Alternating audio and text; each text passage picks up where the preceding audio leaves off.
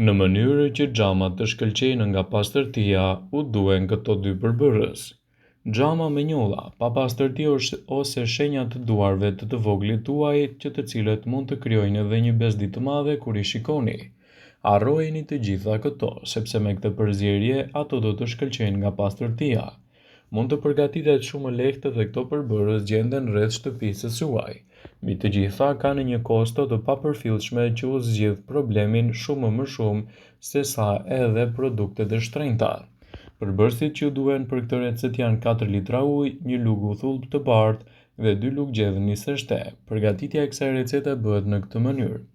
Miksoni nisështe në një enë të madhe me ujë dhe uthull. Hidhni përzierjen në shishe sprucuese në mënyrë që ta keni gati her pas here sa ju nevojitet.